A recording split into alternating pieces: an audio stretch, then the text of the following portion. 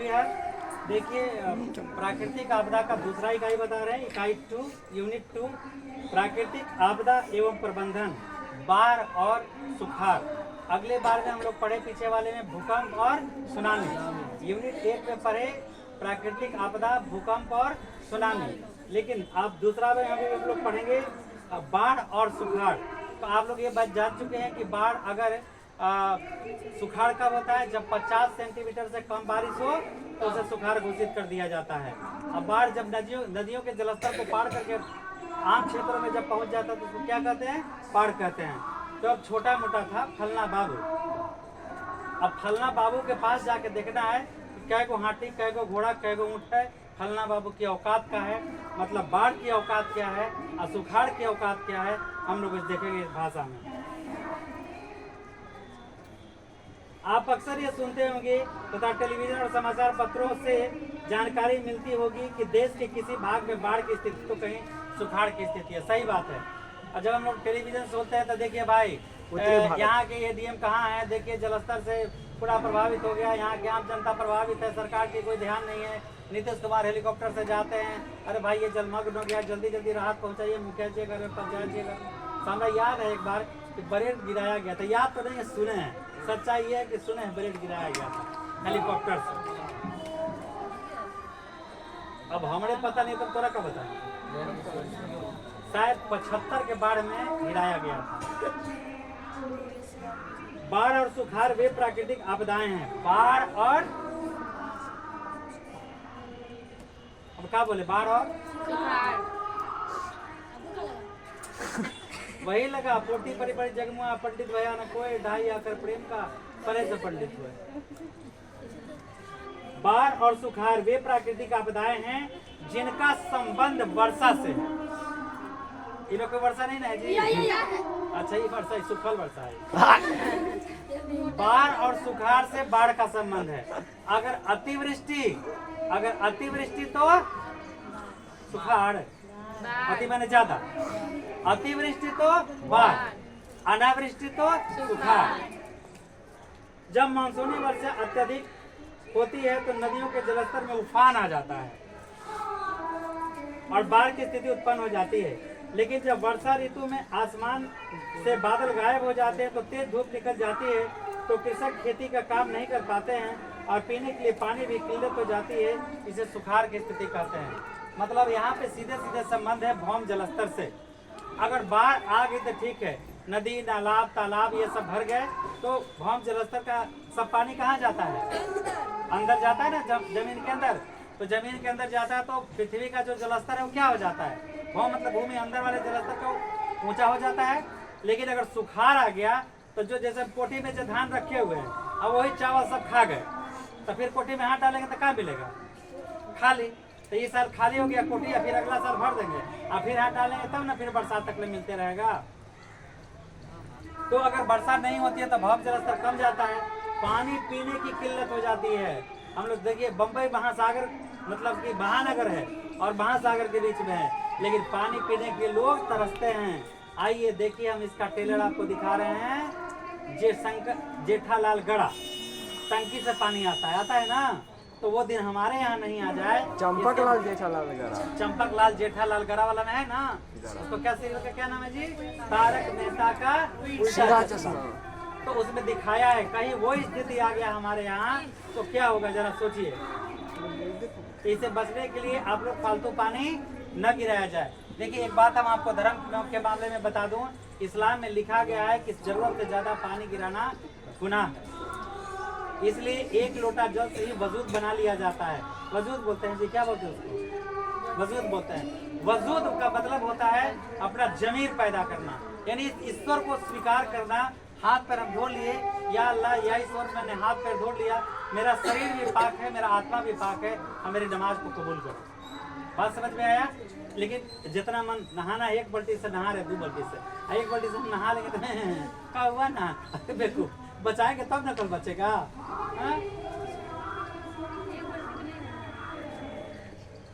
देखो देखो, एक सेठ के यहाँ एक चंदा मांगने वाला गया। कौन गया? सुबह सुबह सेठ हाफ पैंट पहने हुए था, हाफ गंजी। सोचा कौन बंका के यहाँ गए चंदा मांगने। इसके बाद कहा कि नौकर जाके कहा कि सेठ जी को चंदा मांगने वाला आया है। तो कहा जाके कह दो बैठने के लिए। बैठे बैठे सुबह तो दोपहर हो गया, दोपहर से शाम हो गया, सेठ आया ही नहीं। फिर नौकर के कहा जाके कहो ना जी कि अब चंदा मांगने वाला उड़ गया है, जा रहा है, चंदा देना तो दे। अजय कहा सेठ जी वो कह रहा है कि देना है तो दे चंदा, चंदा न मांगने आया जी, क्या दादागिरी करने आया? कहो जाकर बैठेगा। बैठा, सेठ आए, हाँ ठीक है थोड़ा देर बैठिए, हम नहा के आ रहे हैं। फिर गया नहा के, फिर हाफे गंजी हाफे पैंट पहन, मन में सोचा चंदा वाला कि भीख मांगा साला का देगा, ये हाफ पैंट पहन लेता, हाफे पैंट पहन के आ गया। तो उसके बाद नौकर को बोला ए सुनो जी चलो लाइट जलाओ, लाइट जलाओ। ऐसे 12 माचिस बुझ गए, 100 गाली उस नौकर को दिया। अब आप समझ रहे हो कि चंदा वो कितना देगा। एक माचिस का तिल्ली बुझ गया तो कितने गाली दिया? 100 गाली दिया। अब भनभना रहा है, कह रहा है चंदा वाले का चंदा देगा, ये वो काटी मित्रा करिए आया। तो कहा अच्छा हाँ तो हाँ क्या चाहिए जी? सेठ जी चंदा के लिए तो आए हैं। चंदा के लिए नहीं आया है जी? तो ठीक से बोलो। हाँ चंदा मांगने आए हैं। तो कहा अच्छा सुनो एक बात बताओ, अभी तक कितना चंदा हुआ है? और देखो सुबह से शाम हो गया और चंदा नहीं दिया, कहा कितना चंदा हुआ है? तो कहा ये सेठ जी सुनिए, चंदा देना है तो दीजिए, आने तो ही का पूछ रहे कितना चंदा हुआ है। अच्छा छोड़ो गुस्सा मत, चंदा मत करना। अब सोच रहा है कि महापार्क के पास आ गए, चंदा कितना हुआ, चंदा मत करना। उसके बाद नौकर को बोला ऐ सुनो जाओ अनमानी में से 1 लाख रुपया ला के दे दो इनको। चंदा वाला गया तो कहा कि सेठ जी 1 लाख रुपया दे दीजिएगा। हाँ जी दे रहे हैं। सेठ जी 1 लाख रुपया चंदा दे दीजिएगा। हाँ जी गया नौकर लाने, सेठ जी 1 लाख रुपया चंदा दे दीजिएगा। अरे तो बार बार काहे पूछ रहे हो जी कि 1 रुपया दे दीजिएगा? 1 लाख दे दीजिएगा। नौकर लेके आया, दे दिया, लो। कहा कि बाप रे, कहा कि अब चंदा मत करना, स्कूल बनवाना था। तो 1 लाख चंदा दिया, कहा कि जो चंदा लगेगा अब वो हम दे देंगे। अब आपके सामने कोई प्रश्न है? किसी के पास कोई सवाल है? एक माचिस के तिल्ली के लिए बाबा बोल रहे हैं कि क्यों गाली दिया नौकर को? एक माचिस से वो जला सकता था कि नहीं? सावधानी से जला सकता था कि नहीं? तो एक माचिस का तिल्ली बेकार गया। इसी तरह 365 माचिस का तिल्ली बेकार गया। अगर ऐसे 300 घरों में गया तो कितना गया? इसी तरह से अगर बर्बादी करते जाता सेठ, तो सेठ कैसे बनता? कहा कि एक माचिस की तिल्ली से वो जला सकता था, लेकिन इसकी लापरवाही से बुझा। अगर इसी तरह हम एक एक तिल्ली गलाते रहेंगे तो मेरे पास बचेगा क्या? हम सेठ कहलाएंगे कैसे? तुम आओगे तो लाखों लाख रुपया हम तुम्हें कैसे देंगे? समझ में आई बात? समझ में आई बात? आप लखपतियों से मेरा अनुरोध है इस कहानी के माध्यम से कि एक प्रश्न अगर रोज याद करेंगे तो 365 होगा। अगर 2-2 याद करेंगे तो दुगना होगा। अगर 5-5 याद करेंगे तो 1500 सवाल होगा। कहाँ से सवाल देगा एग्जाम में? कहाँ से सवाल देगा? मेरा उस तिल्ली के माध्यम से यही कहना है कि 5 प्रश्न अभी भी आपके पास 2.5 महीना समय है, 75 दिन। अगर 400 सवाल याद करेंगे, 75 चौका 300। अगर इसी तरह अगर 10-10 सवाल आप याद करेंगे सुबह शाम मिला के, तो कितना सवाल आपको याद हो जाएगा? बताइए आप, जरा सोचिए इस पर और गंभीरता से पढ़ाई करिए। अभी कुछ लोगों को यहाँ देख रहे हैं, इसलिए हम एक कहावत निकाले हैं, जागेगा जो खोएगा, जागेगा जो और सोएगा जो पाएगा, सोएगा जो। इसका अर्थ स्पष्ट कीजिए। जो जागेगा जो सोएगा वो अच्छा नींद प्राप्त करेगा, शरीर को, और जो जागेगा वो अच्छा नींद खो देगा। आप समझ गए? आप समझ गए? विद्या धन उधम बिना कहे जे पावे को। विद्या और धन बिना परिश्रम के कभी नहीं मिलता है। अगर मिल भी गया तो आपके पास कभी नहीं रहेगा। अगर मिल भी गया तो चोर चोरी करता है, रोज मुर्गा दारू खाता है, ठीक है। हम इतना मेहनत करते थे, नमक रोटी खाते हैं।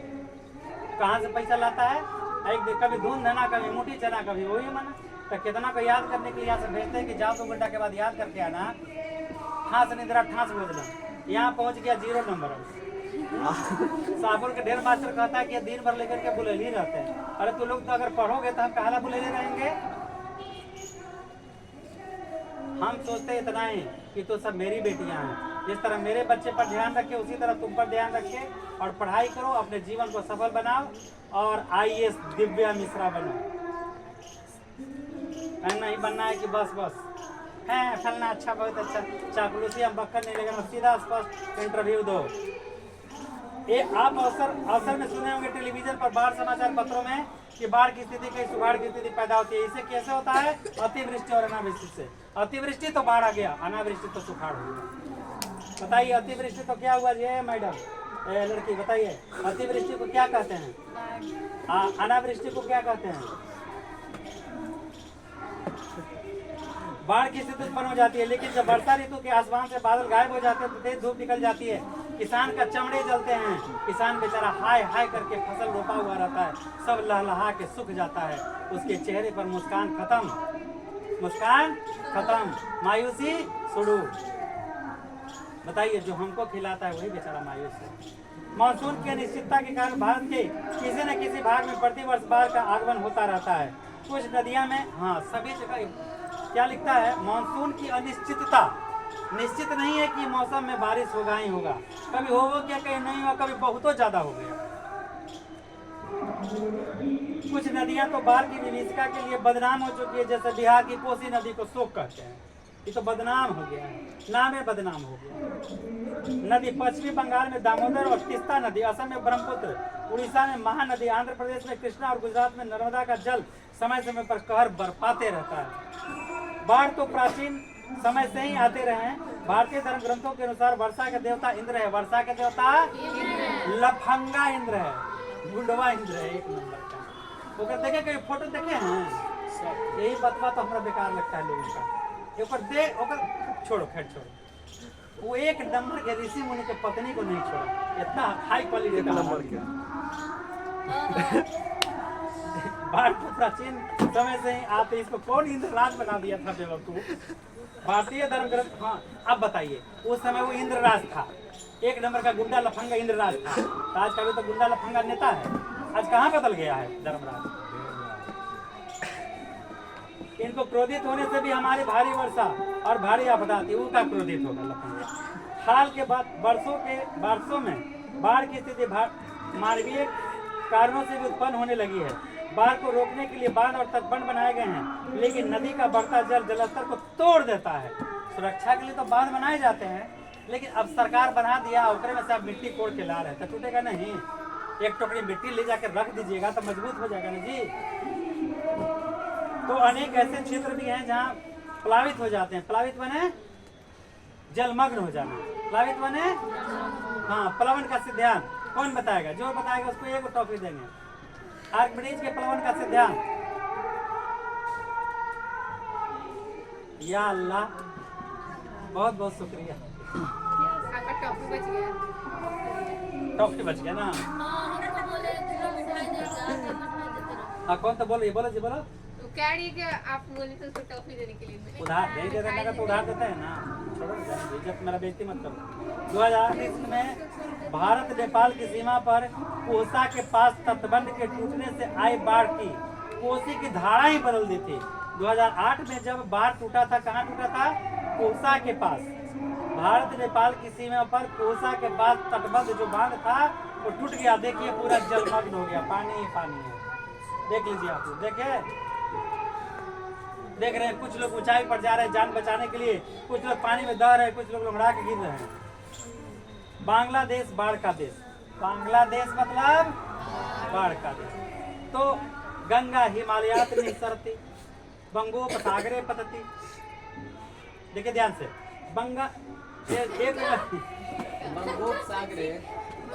अरे भाई समझिए ना, एक लाइन का निबंध एकदम जरूर आता है, चाहे गंगा हिमालय से निकलती है या चाहे गंगा पर निबंध, तो 2 लाइन हम आपको याद कर देते हैं।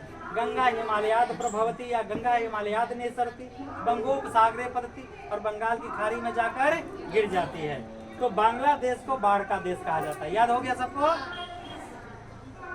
आपको यह जानकर आश्चर्य होगा कि प्रतिवर्ष बाढ़ आते हैं और हजारों लोग इसकी चपेट में आ जाते हैं। महामारी फैलना, मकानों का गिरना, और फसलों की बर्बादी से यहाँ के लोग, जब पानी आता है और कहीं कहीं जल जमाव हो जाता है, जल पानी भी निकल जाने के बाद वो जल जमाव होते रहता है, तो उसमें प्रदूषित पानी क्या हो जाता है, प्रदूषित हो जाता है। तो उसमें तरह तरह के कीट पतंग जन्म लेते हैं जो महामारी को फैला देते हैं। कहीं कूड़ा कचरा है वो सड़ जाता है, सड़ने के बाद प्रकोप फैला देता है, हैजा, प्लेग, है ना, प्लेग का नाम सुना है, बाद में चर्चा करेंगे, याद दिलाइएगा। अभी विश्व युद्ध के समय अभी नहीं।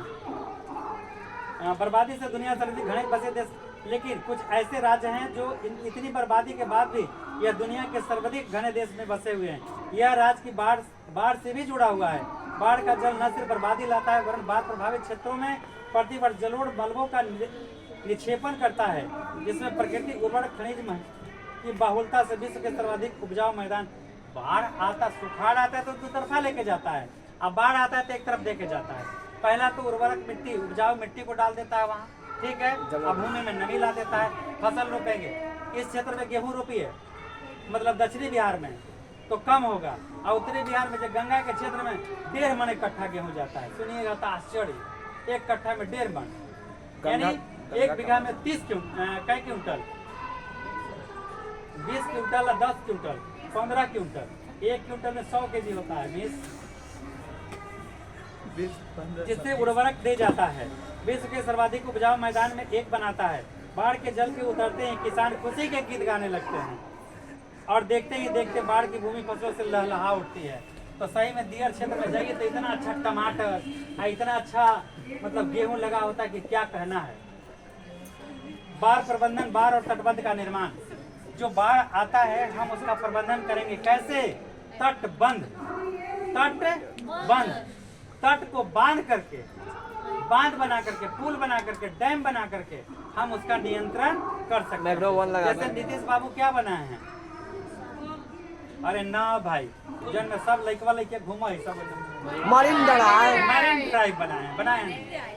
उसी तरह से कुछ खर्च करके कम से कम पटना जिला के लिए अगर इतना डैम बना देंगे तो पटना का जमीन जो घना आबादी है वो आबादी शहर बना के बस सकता है और जनसंख्या का घनत्व तो कम सकता है और जो जमीन है वो कीमती हो सकता है।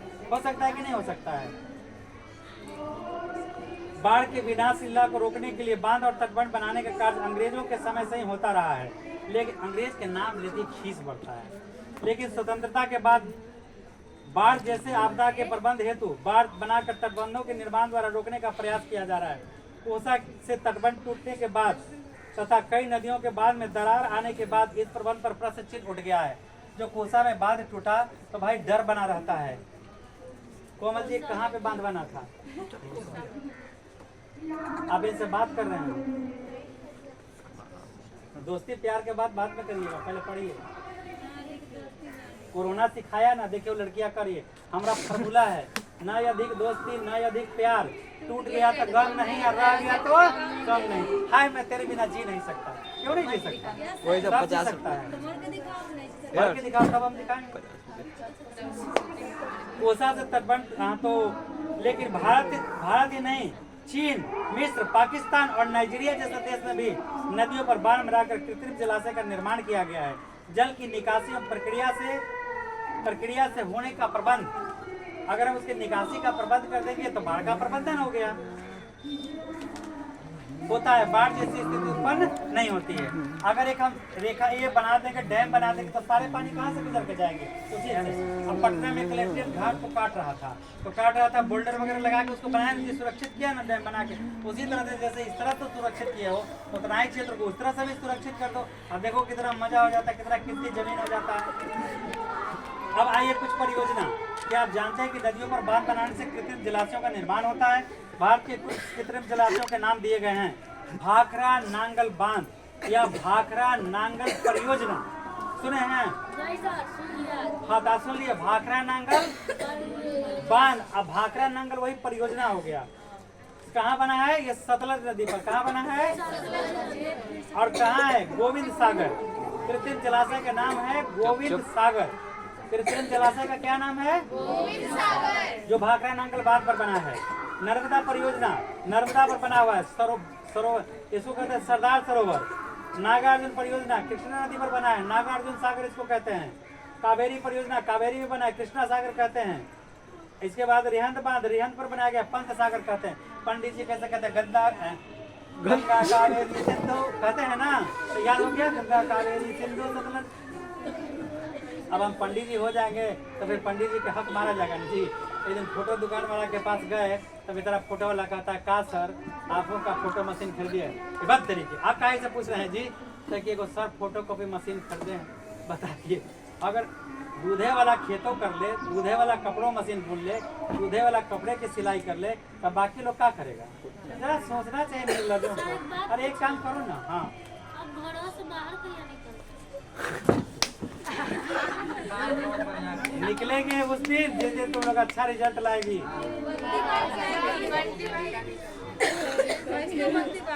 हम सपना देखते नहीं हैं, उसको साकार करने का अथक प्रयास करते हैं।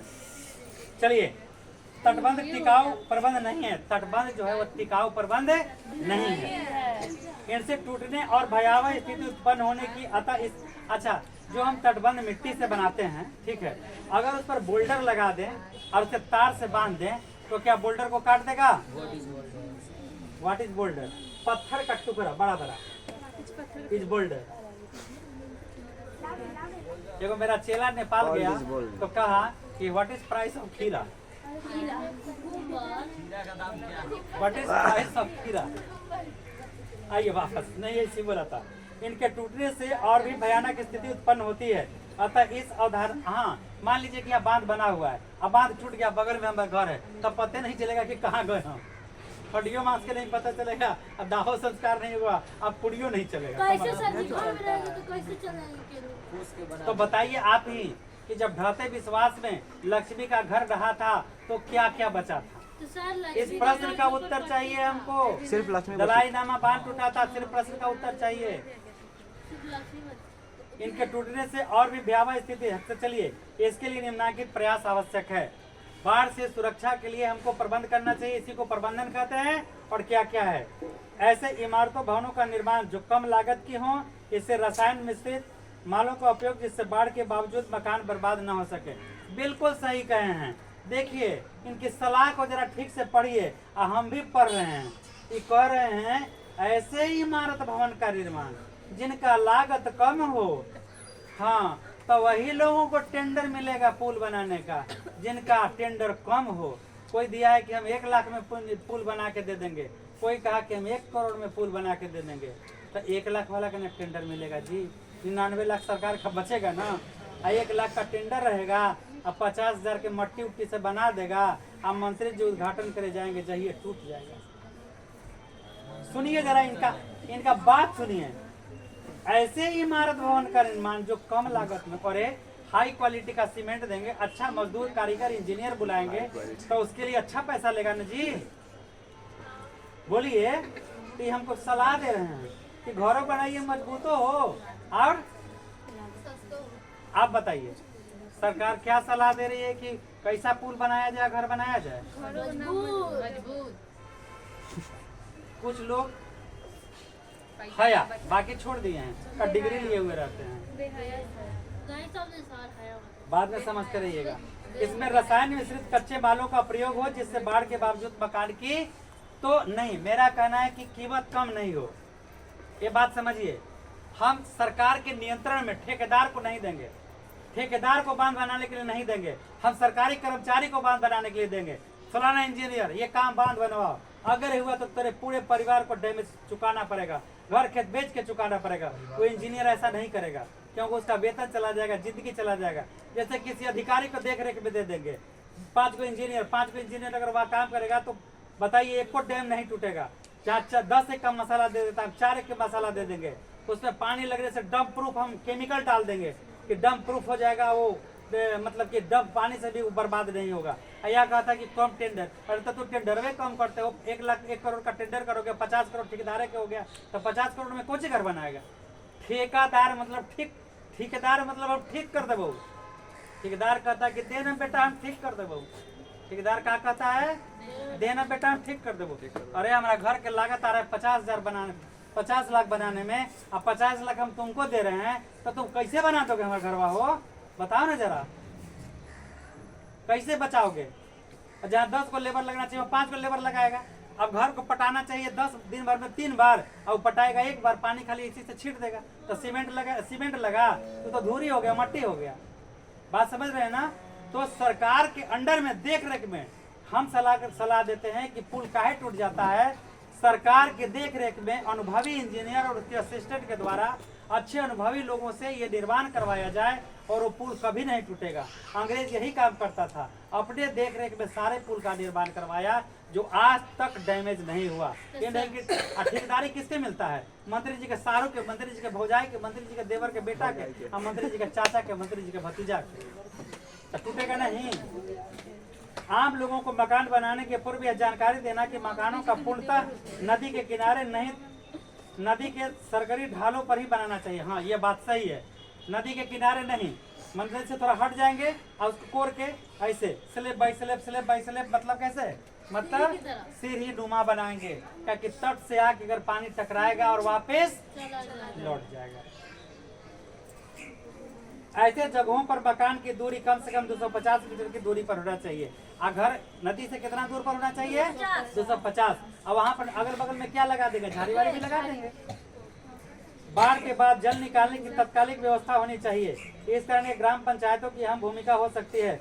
अतः प्रत्येक ग्राम पंचायत में बाढ़ के पूर्व ही पर्याप्त पंप सेट की व्यवस्था होनी चाहिए। हाँ भाई देखिए, पटना में जाइए, हॉस्पिटल में पानी घुस जाता है, ऐसे ऐसे बैठल रहता है सब मरीज सब, बताइए। तो वहाँ पे पंप सेट का व्यवस्था रहेगा। जैसे दानापुर का पुल नहीं खुलता है, तो दानापुर का जो पुल है वो स्वचालित पुल है। कैसा है, अपने खुलेगा और अपने, तो उसके लिए 10-10 को पंप सेट लगा देंगे, सारा पानी ऊपर, फिर दबाव बढ़ेगा, खुल जाएगा। हाँ, वो दबाव से वहाँ ऑटोमेटिक को बांध है, एक ही यही वो पुल है जो ऑटोमेटिक है। क्या आप जानते हैं दुनिया का सबसे ऊंचा बांध नील नदी पर अस्वान नामक जगह पर बनाया गया है। दुनिया का सबसे बड़ा बांध, दुनिया का सबसे बड़ा बांध नील नदी पर बनाया गया है, आसवन नामक जगह पर ही बनाया गया। कहाँ बनाया गया है, देखिए कैसे जगह से दूर हटा के हम घर बनाएंगे, बढ़िया से इमारत बनाएंगे, कैसे बाढ़ से प्रभावित हो जाएगा। तो बाढ़ के पूर्व में पर्याप्त पंप सेट की व्यवस्था होनी चाहिए। मकानों की नींव और दीवार सीमेंट और कंक्रीट की होनी चाहिए। स्तंभ पिलर आधारित मकान होनी चाहिए और स्तंभ की गहराई काफी होनी चाहिए। अब जितना, अब बंदर जाने आदि के सवाल, पिलर कहाँ रहता है, जमीन के नीचे। नमी कहाँ रहता है, जमीन के नीचे। छड़ में क्या लगेगा, नमी लगेगा, ऑक्साइड बनाएगा। जल में भी हवा रहता है, ऑक्साइड बनाएगा, छड़ छोड़ते जाएगा, अंत में वो भी गड़बड़ हो जाएगा। तो यहाँ पिलर के साथ साथ कुछ जो नीचे जमीन को खोद करके पहले हम 20 इंची का दीवार देंगे, 15 इंची का दीवार देंगे, 10 इंची का दीवार देंगे, और फिर घर को हम ऐसे अगर हम बनाएंगे तो घर कभी नहीं डैमेज होगा। आज लाल किला कितना साल पुराना है, डैमेज हो गया। हाँ बोलिए। नीचे क्या कहते हैं, आप कहते हैं कि वो दीजिए का दीवार, तो दीवार में कैसे पिलर जाएगा, जाएगा ना, कोर दिए जमीन को। जैसे ये पिलर कहता है कि जमीन को गड्ढा करके निकालता है ना, तो वहाँ पे हम जमीन को गहरा करेंगे उस साइड में। कैसे पहले नींव पर आपके घर बनाता था, बात समझ गए। और दोनों चीज करेंगे। तो सबसे बढ़िया उपाय जो आप कर रहे हैं ना, उससे मिस्त्री लोग पहले ईटा बिछा देता है, फिर ये क्या कहता है छड़ बांधता है, फिर जाके सावन में जन्म ले ली, भादों में काली मैया की ऐसा बरसात न देख ली है। तो बात सुनिए, एक और बेस होता है, बेस होता है ना, जैसे चलिए पुल देखे बना हुआ, कितना बड़ा उसका बेस होता है नीचे।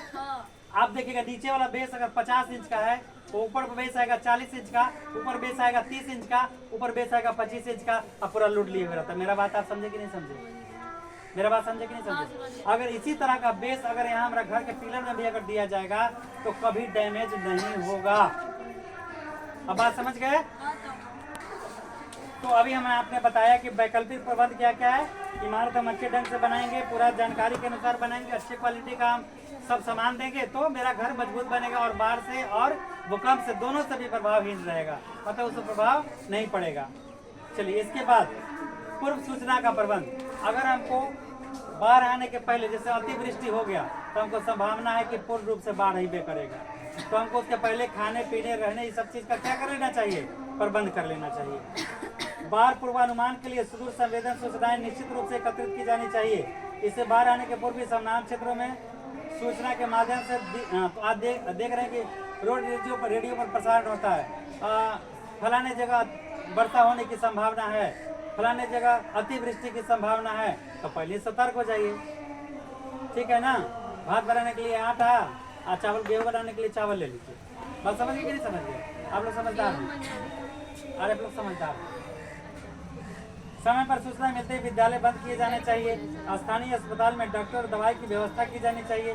प्रशासन को चुस्त दुरुस्त रखना चाहिए और खाद्य आपूर्ति, पेयजल और दवाइयाँ आकस्मिक राशि उपलब्ध कराई जानी चाहिए।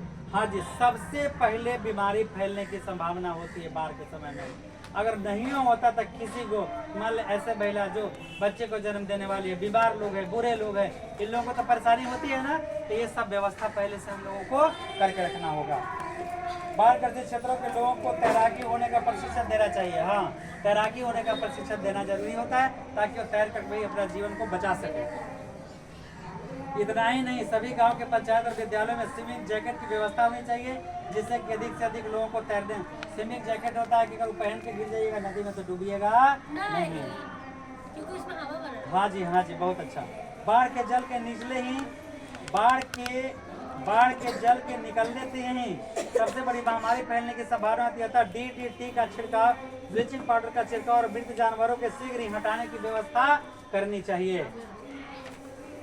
बाढ़ प्रभावित क्षेत्रों में स्वयंसेवी संस्थाओं की मदद से इस बात का प्रशिक्षण देना जरूरी होता है कि वे किस प्रकार से दूसरे का सहयोग करें। मैं आपसी भेदभाव भूलकर गांव के ऊंचे स्थानों पर एकत्रित होना चाहिए। महामारी फैलने की स्थिति में गर्म जल, चीनी और नमक का घोल पीना चाहिए और कपड़े की व्यवस्था करने की भावना को सामूहिक दायित्व के रूप में विकसित करना चाहिए। तो हम लोग हमेशा बाढ़ के समय में कहा है, हमेशा हम आपस में मिलजुल के काहे नहीं रहे, मिलजुल के रहना चाहिए ना। हिंदू, मुस्लिम, सिख, ईसाई सब आपस में। अब जो न माने उस सबसे बड़का कसाई। बच्चों, बाढ़ एक ऐसी आपदा है जिसे पूर्णतः रोकना असंभव है। अच्छा, जब रोड पर हम घायल हो जाते हैं तो हिंदू है कि मुस्लिम पूछेगा तब ना हॉस्पिटल ले जाएंगे जी। मरीज डॉक्टर साहब पूछेगा तुम हिंदू हो तब हम इलाज करेंगे, तुम मुस्लिम हो तब हम इलाज करेंगे, तो सिख हो। अरे जब मास्टर नहीं कहता है कि हिंदू मुस्लिम को पढ़ाएंगे, जब डॉक्टर नहीं कहता है कि इंसान सबका इलाज करेंगे, तो तुम कौन होते हो जो भगवान का रूप है? जब वो भेद नहीं कर रहा तो तेरी क्या औकात है भेद करने का कि हिंदू है कि मुसलमान, सिख है कि ईसाई, टोपी वाला है कि चोंगा वाला है कि टीका वाला है कि। गजब का हाल है यार। बच्चों, बाढ़ एक ऐसी आपदा है जिसे पूर्णतः बच्चों स्कूल में ना पढ़ाया जाता है। बच्चों, बाढ़ एक ऐसी आपदा है जिसे रोकना संभव नहीं है। आप लोगों ने समझा? बाढ़ समझते हो? यह एक ऐसी पारिस्थितिक रूप ले चुका है, अतः बाढ़ के विषय भी हंस खेल कर जीने की कला विकसित करना चाहिए। अगर आए हैं तो आया है सो जाएगा, राजा रंग फकीर। इसलिए हमेशा ऐसा ना, हमेशा हंस के जीना है, चाहे पैसा आवे ना आवे। तो पैसा आया था ऐसे, अरे हमेशा ऐसे रहो यार। गांधी जी ने ठीक ही कहा था, पेट भरने की कमी नहीं है, पेट भरने की कमी नहीं है, पेटी भरने वालों की कमी है। हाय 99 के बाद 100, 1 2 3 4 हाय 99, 1 2 3 4 हाय 99। बच्चों, आपदा ऐसी है जिसे पूर्णतः रोकना असंभव है। बात सही बात है। एक ऐसी पारिस्थितिकी का रूप ले चुका है, अतः बाढ़ की विविधता से हम हंस खेलकर जीने की कला सीख लें। इतना इसका सबसे यही आसान तरीका है, हिम्मत और हौसला जीत की सबसे पहली ताबीज है। जीत की सबसे पहली ताबीज कौन है? हिम्मत और हौसला। आज पेपर के अनुसार कई बार का वर्ल्ड चैंपियन किसी के द्वारा हारा गया और जो हराया उसको नमस्कार किया है और गुरु माना उसको। एशिया के ग्रामीण ने अपनी परंपरागत नवीन शैली के साथ बढ़ते हुए बाढ़ प्रभावित क्षेत्रों की दुनिया में सबसे सघन।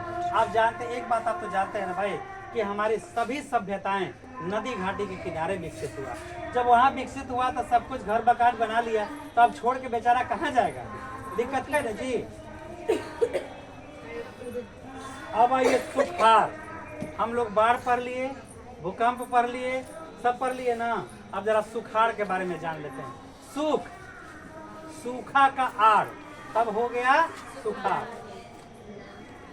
आड़ माने रोग। विद्वान रागिनी जी बाढ़ का स्पष्ट आप बताएंगे बाढ़ किसे कहते हैं? दिखाइए जरा इनको। माँ बाप कह रहे हैं पढ़ने गए हैं। चलिए देखिए, सुखाड़ तथा इसका प्रबंध। वर्षा की भारी कमी के कारण सुखाड़ की स्थिति आती है। वर्षा की भारी कमी के कारण अगर पेड़वा ना रही, देखे तो रही पेड़वा, तब पेड़वा रही तब बादल रुकी तब वर्षा होई तो जल आई, ना आई तो का आई? सुखाड़ आई। अतिवृष्टि तो बाढ़, अनावृष्टि तो सुखाड़। अतिवृष्टि भला और अनावृष्टि तो समझिए जिंदगी के पूरा भाला कर। एक तरह से बुरा तो दोनों है। ए पंडित जी, कुछ लोग कहे कि हम कोर्ट में अपने से ब्याह के लिए तक बर जाम, अब पंडित जी मंत्र पढ़ाते तब का जी जाम, तो दोनों में रहे जी। ठीक है, चलिए कुछ मत बोलिए। वर्षा की भारी कमी के कारण सुखाड़ की स्थिति उत्पन्न हो जाती है। वर्षा की भारी कमी के कारण, अब वर्षा भारी होने के कारण बाढ़ आ जाती है। इससे आम लोगों के सामने तीन बड़ी समस्याएं होती है। फसल न लगने से खाद्यान्न की कमी। फसल जब सूख गया खेत, अब पछतात होत का जब चिड़िया चुग गई। फसल न लगने से खाद्यान्न की कमी, पेयजल की कमी। पानी नहीं रहेगा तो क्या होगा? मवेशियों के लिए चारा कहाँ? पानी बरसा या बाढ़ आया तो कम से कम घास वास तो हो जाएगा ना जी, तो मवेशी के लिए चारा हो जाएगा। और प्रत्यक्ष रूप से जमाखोरी। अब जब पैसा वाला है 20 बोरा गेहूँ, 200 बोरा गेहूँ रख दिया, अब कहेगा कि भाई हम 5,000 रुपये बोरा बेचेंगे, तो तोरा पास पैसा होगा तो खाए बा, आज जरा पास ना रहते भूखे मरता है। बताओ, धान लेवे वाला लोग गोतिया के बेटा के पोता पहुंच जाता है, और जब कोड़े के बारी आता है तो गोतिया के बेटा के पोता के देखे सिरवे नहीं छिलवाता है। तो धान लेवे आई बे, पित कहाई बे। पेयजल की कमी, मवेशियों के लिए चारे की कमी हो जाएंगे। अप्रत्यक्ष रूप से जमाखोरी बन जाएगा। फलना सब इतना लिए हुए अनाज के गोद भर दिया है गोदाम। खाद मूल्य में भारी गिरावट और लूटमार की समस्या उत्पन्न हो जाएंगी। भूखमरी से मरने वालों की संख्या में क्या हो जाएगा? कमी की वृद्धि। यद्यपि भारत सरकार द्वारा सभी नदियों को जोड़ने की परियोजना बाढ़ ग्रसित क्षेत्र के नदियों के अतिरिक्त जल को वैसे पहुंचाने की योजना है जो सामान्यतः सूखा ग्रसित है। हाँ जी, हमारा सरकार प्रयास कर रही है कि जहाँ सूखा क्षेत्र है बाढ़ के नदियों को हम ऐसे जोड़ दें कि बाढ़ वाले क्षेत्र को भी सूखा क्षेत्र में पानी पहुंच जाए और सभी को जल पर्याप्त मिल सके, जो सामान्यतः सूखा ग्रसित होते हैं। लेकिन कई कारणों से अभी तक इस योजना को कायिक रूप नहीं दिया जा सकता। पर्यावरण विशेषज्ञों ने इस अरे भाई, पर्यावरण विशेषज्ञ तो काम कर रहे हैं। तो आज है नीतीश का सरकार तो लालू के दोस्त कहेगा, और लालू के सरकार तो नीतीश के दोस्त कहेगा, और कांग्रेस के सरकार तो मोदी के दोस्त कहेगा, और मोदी के सरकार तो कांग्रेस के दोस्त कहेगा। यही लिट्टी सेके में तो सब फेड़ में है, कौन अपना अपना काम कर रहा है। भारत में सुखाड़ का क्षेत्र कहाँ कहाँ है, आइए हम लोग जानते हैं। बच्चे, क्या आप जानते हैं कि भारत सरकार द्वारा देश में 77 जिलों की पहचान की गई है? देश में 77 बिहार में, भाई देश में, पूरे देश में बिहार तो अपने राज्य में की गई है, जहां सामान्यतः लगभग प्रतिवर्ष सूखे की संभावना रहती है। ये जिले मुख्यतः राजस्थान, गुजरात, कर्नाटक, मध्य प्रदेश, छत्तीसगढ़, महाराष्ट्र और उत्तर प्रदेश में अवस्थित है। तो महाराष्ट्र में तो गोदावरी नदी है ना। अगर पहले ना बतैली हो। भारत में सुखाड़ और दुर्भिक्ष के कुछ महत्वपूर्ण वर्ष 19वीं सदी 1987, 77, 89 और 1918, 66 और 87 में भयंकर सूखा पड़ा था। अब सुखाड़ का प्रबंधन हम कैसे करेंगे? कैसे सुखाड़ का प्रबंधन करेंगे? तो अगर हमें फसलों के लिए सिंचाई की व्यवस्था कर लें, सिंचाई की व्यवस्था करना। पंप सेट, ट्यूबवेल, बिजली सप्लाई हो जिससे हम मोटर लगा दें और पानी मिलता रहे, तो इस तरह से हम फसल का उत्पादन कर सकते हैं। लेकिन भौम जल स्तर तो कमते रहेगा ना जी, जमीन में पानी की क्या होते रहेगी, कमियां होते रहेगी। सुखाड़ जैसे आपदा के प्रबंधन हेतु 2 प्रकार की योजनाएं आवश्यक हैं। ये है दीर्घकालीन और लघुकालीन योजनाएं। दीर्घकालीन योजनाओं के अंतर्गत नहर, तालाब, कुआं, पाइन, नहर के विकास की जरूरत है। अब दीर्घकालीन चाहिए तो नहर बनवा दीजिए, पाइन बनवा दीजिए, कुआं तालाब बनवा दीजिए, तो कुआं से पानी आता रहेगा। जैसे तालाब रहेगा, मान लीजिए बाढ़ हुआ, कभी कभी बाढ़ आ गया, वर्षा हो गया, तो उससे पानी जमा हो जाएगा और जमा होने से भौम जल स्तर क्या हो जाएगा, ऊपर आ जाएगा। पानी सब सूख के कहाँ जाता है, जमीन में जाता है ना, तो भौम जल स्तर ऊपर आ जाएगा।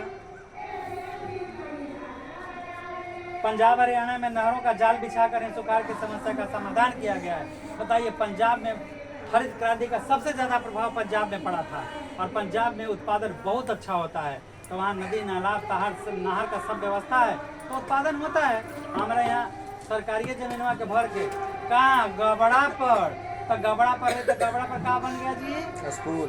गबड़ा में बना स्कूल की गबड़ा पर बना स्कूल। गबरा में। तो बताइए, वहाँ अगर गबड़ा रहता वास्तव में, तो उस गबड़ा में चारों तरफ के बरसात के पानी आके जमा होता तो उस क्षेत्र का भौम जल स्तर ठीक रहता कि नहीं रहता।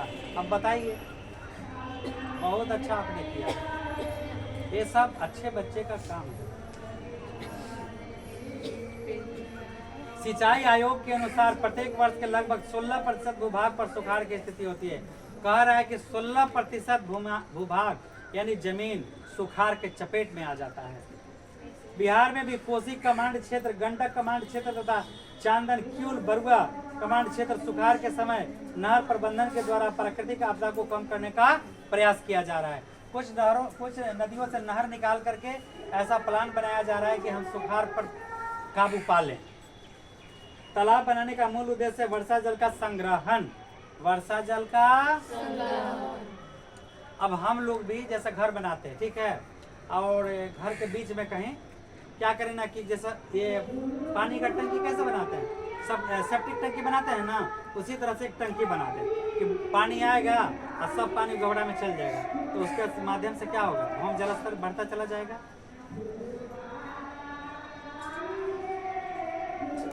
पुनः यदि नहर अतिरिक्त जल देता है तो उसे तालाब में रखा जाए। नहर दिया पानी तो तालाब में जमा कर लिए या नहर में घेर के रखेंगे, पानी का वाष्पीकरण होगा, वही हमारे पास वर्षा जल के रूप में वापस आएगा। उसे तालाब रखा जा सकता है। कुएं के निर्माण से भूमिगत जल का उपयोग होता है। कुओं के विकास में बहुत हद तक पेयजल की समस्या का समाधान हो जाता है। सरकार बोला भाई कौची हो, जल जीवन हरियाली, जल जीवन तो हरियाली। जल जीवन हरियाली में साबुन में एगो कुइयाँ है, ओकरा में बहुत सारा पेड़ हो गया है। जब बाहर से तो चिकन लग रहा है, जैसे लड़का देखे में बड़ा शुद्ध लगता है, सही में हरियाली हो गया, एकदम पूरा अंदर से पेड़ अंदर से पेड़ हो गया कुइयाँ में। हाँ। पानी तो भरिए गया, पानी है तरह से तनी अरे में बेवकूफ, पानी कहाँ है, कचरा वाला। कचरा वाला। तो कैसे रहता है कि लड़का देखे तो बड़ा सुंदर है, आई एक नंबर के ड्रिंकर है, उसका पानी कारण हम ही लोग ना है। बाकी आप लोग समझदार हैं। उसका कारण हम ही लोग और हैं। नीतीश जी का देन है कि दारू बंद हुआ और सब कोची पोलोथीन ड्रिंकर हो गया, ड्रग्स ड्रिंकर हो गया, है ना, ड्रिंकर हो गया। पूजा के सामान सब वही में ना लेता है। कुओं के विकास से बहुत हद तक पेयजल की समस्या का समाधान होता जा रहा है। वर्तमान समय में बोरिंग और ट्यूबवेल के माध्यम से भूमिगत जल के दोहन की तीव्र वृद्धि हो रही है। वर्तमान समय से जैसे पानी तो आप जमीन में दे नहीं रहे हैं, लेकिन बोरिंग वगैरह से पूरा पानी तेजी से खींच रहे हैं, पानी बह रहा है, टंकी से पानी हरा हरा गिर रहा है। लहसुन गिरता है, तो बंद करो, मना करो जिसका गिरता है। मेरे वाला घर पे भी गिरता है, तो कभी कभी होता है। तो सर हल्ला कर लगता है। वर्तमान उससे पारिस्थितिक संकट उत्पन्न हो जाएगा। क्या उत्पन्न हो जाएगा? पारिस्थितिक संकट उत्पन्न हो जाएगा। पानी नहीं मिलेगा, जा बोरिंग खोले, स्टार्ट किए, पानी नहीं दे रहा। भूमिगत जल स्तर में हो रही गिरावट का चिंता का विषय है। आप बताइए, आज चिंता का विषय क्या है? भूमिगत जल में गिरावट आ रही है, भौम स्तर जल, भौम जल स्तर में गिरावट आ रही है। ऐसी पारिस्थितिक संतुलन को ही जन्म देता है। ये पारिस्थितिक तंत्र में क्या होगा? संतुलन बिगड़ जाएगा। अब भूमिगत जल क्या है? आपसे पूछेंगे मैडम जी भूमिगत जल क्या है? ध्यान से सुनिएगा। क्या आप जानते हैं? क्या आप जानते हैं कि आप जहाँ खड़े हैं मतलब आप जहाँ बैठे हैं उसके नीचे स्वच्छ जल का विशाल भंडार है। यहाँ क्या है? स्वच्छ जल का विशाल भंडार है। वर्षा का जल धीरे धीरे सतह के नीचे जाकर भूमिगत जल का रूप ले लेता है। वर्षा का जल जब जमीन में जाता है तो क्या होता है? भूमिगत जल का रूप ले लेता है। कुएं और बोरिंग के माध्यम से तथा ऊर्जा चालित मशीनों की मदद से इस जल के दोहन लगातार तेजी से हो रहा है। अब जैसे खेत में पटाना है, अब छोड़ दिए बोरिंग खोल के चल गए ससुराल, और शाम के आया बोरिंग बंद किए, खेत डूब गया। अरे तो उतना पानी देने का क्या जरूरत था? हम पाइप लगा देते, पाइप लगा के जहाँ जरूरत है पानी का छिड़काव कर देते, इतना पानी आ जाता, मतलब इतना अगर नमी आ जाता तो बीच में जम जाएगा। तब बाकी पानी का बचत होता कि नहीं? बाकी डीजल का बचत होता कि नहीं? बाकी मशीन के पार्ट पुर्जे कम खर्च होते कि नहीं होते? तो सभी चीजों पर दोहन पर ध्यान दीजिएगा ना आप लोग। इससे न केवल भूमिगत जल में गिरावट प्रारंभ हो गई वरन पारिस्थितिक असंतुलन की समस्या भी उत्पन्न हो गई। नहर, पाइन और आहर मानव निर्मित जल प्रवाह के मार्ग हैं। क्या क्या हैं? नहर, पाइन, आहर मानव निर्मित जल प्रवाह के मार्ग हैं। रोहतास तरफ जाइएगा तो सड़क के किनारे पानी ह जाते रहता है, एकदम कई कई किलोमीटर तक, 200 किलोमीटर तक दूर में जाकर के खेत को क्या करता है? पटा देता है।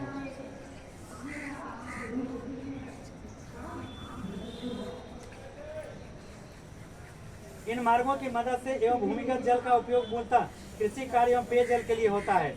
नहर लंबी दूरी के मार्ग होते हुए यह सीधे जल स्रोत से जुड़ा होता है। इसे मुख्यतः जलाशय का जल प्रवाहित होता है, लेकिन आवश्यकता अनुसार डीजल पंप सेट की मदद से सिंचाई हेतु इसमें जल प्रवाहित किया जाता है। मान लीजिए कि नदी का जैसे खेत है तो खेत के लेवल से पानी को उठा के पानी ले जा रहे हैं, लेकिन जरा ऊंचा है तो पंप सेट से लगा के और हम पानी वहाँ पटा देंगे खेत को। पाइन और आहर मानव निर्मित जल निकासी के छोटे मार्ग होते हुए भी जो इस बात का संकेत देता है कि कृषक बिना किसी दुरुपयोग के वर्षा जल भूमिगत जल का उपयोग करना चाहता है। जैसे ढेंकी देखे, नहीं ढेंकी नहीं, ढेंकी चावल कुटने वाला होता है। करिंग देखे, करिंग लंबा कड़िया रहता है तो नहर में लगा देगा और उन्हें पनिया डूबता है, आईने दबाएगा ताकि गिर जाता है। क्या कर रही है गुड़िया रानी? हमारे आपसे क्या पूछा, क्या देखी है? करिंग। करिंग का नाम सुने हैं? पढ़ ले तो हर जा कर जतवा एक नंबर कम अथवा ना तो 0.20%। लड़कियाँ ठीक कही, 3 घंटे से पढ़ा रहे हैं तो दिमाग नहीं उब गया? हमको बंद करना चाहिए, ज़्यादा पैसा तो मिलेगा नहीं। बात तो सही कही। अच्छा ठीक है, एक बाद हम बंद कर देते हैं, कल छुट्टी दे देते हैं। इन स्वच्छ जल की कमी संपूर्ण संसार के लिए निर्भर चुनौती है। बिना सुधार की स्थिति में भी भूमिगत जल का स्तर गिरावट सबों के लिए चिंता का विषय बना हुआ है। इसकी गंभीरता को ध्यान में रखकर जल संग्रहण करना बहुत जरूरी है। अब हरी सरकारी किताब की तरफ पढ़ा देते हैं, क्या कि आप लोग बहुत देर से बैठे हुए हैं। राजस्थान जैसे राज्य में छोटे स्तर पर जल संग्रहण से 50 हेक्टेयर तक के वाटर शेड पहचान की गई है। 50 हेक्टेयर क्षेत्र में वाटर शेड लगाया जाएगा और सब पानी जब गिरेगा शेड पर तो जमा होगा। ठीक है, वर्षा जल का संग्रहण अति आवश्यक है। बच्चे, क्या तुमने किसी मकान के नीचे एक पाइप द्वारा वर्षा जल को एकत्रित होते देखा है? मकान के छत पर वर्षा जल का बर्बाद होने से बचा सकते हैं। ये बड़े स्वच्छ जल होते हैं, इसमें से पाइप द्वारा किसी टंकी तथा जल में संग्रहित किया जा सकता है और फिर नल द्वारा मकान के लोग किसी पानी पीने हेतु भी इसका इस्तेमाल कर सकते हैं या सिंचाई के लिए भी कर सकते हैं। इसे कुंड या तालाब कहते हैं। इससे भूमि के जल में वृद्धि होती है। मवेशियों और पौधों को भी जल इसी से मिलता है। वर्षा जल संग्रहण तकनीक सुखाड़ के दिनों में भी वरदान साबित होता है। हल्की वर्षा होने पर भी जीवन दायिनी है। इस तरह से ड्रिप एगो छिड़काव होता है। आप देखें कहीं कहीं कि पानी फब्बारा वाला पानी दे रहा है, पाइप से जाता है तो इधर घुमा देता है, इधर घुमा देता है और पानी पट जाता है। तो अगर ड्रिप सिंचाई भी हम करेंगे तो उससे भी पानी बच सकता है। भारत में 75% से कम वर्षा वाले क्षेत्र ग्रामीण विकास योजनाओं के अंतर्गत इस प्रकार की सिंचाई की पर्याप्त महत्व दिया गया है। सूखे की स्थिति में इसका उपयोग वैसे क्षेत्र में किया जा सकता है जहाँ औसत से कम बारिश यानी 25 सेंटीमीटर से अधिक हो। कर्नाटक, मध्य प्रदेश, गुजरात, राजस्थान ड्रिप छिड़काव किया जाता है। इस तरह से आपका लेसन समाप्त हुआ। अब हम थक गए हैं क्योंकि अच्छा ऑब्जेक्टिव आंसर है तो 4 बता देते हैं। ए दिल 5 मिनट के लिए जुड़ जा। चलिए जुड़ गया। नदियों में बाढ़ आने का प्रमुख कारण क्या है? वर्षा की अधिकता यानी अतिवृष्टि। बिहार का कौन सा क्षेत्र बाढ़ ग्रसित है? उत्तरी बिहार। निम्नलिखित में से कौन सी नदी को बिहार का शोक कहा जाता है? कोसी। बाढ़ क्या है? प्राकृतिक आपदा। सूखा किस प्रकार की आपदा है? प्राकृतिक आपदा। सूखे की स्थिति किस प्रकार आती है? धीरे धीरे। सूखे के लिए जिम्मेवार कारक क्या है? वर्षा की कमी। सूखे से बचाने के लिए मुख्य तरीका क्या है? वर्षा जल का संग्रहण। और बाढ़ कैसे आती है? बाढ़ से क्या हानि होती है? माल जाल की क्षति होती है। बाढ़ से सुरक्षा होती है, हम पहले से सावधान रहेंगे, दवाई, पीने का पानी, खाने के लिए इन सब का व्यवस्था रखेंगे। बाढ़ नियंत्रण, सूखे से सूखा को परिभाषित करें। अनावृष्टि के कारण जब सुखाड़ आ जाता है तो सब सुखाड़ कहते हैं। सुखाड़ के लिए जिम्मेवार कारक है वर्षा का नहीं होना। सुखाड़ से बचाव के तरीके पंप जल, पंपिंग सेट, पानी की आदि अब व्यवस्था करेंगे। ये सब खत्म हो गया।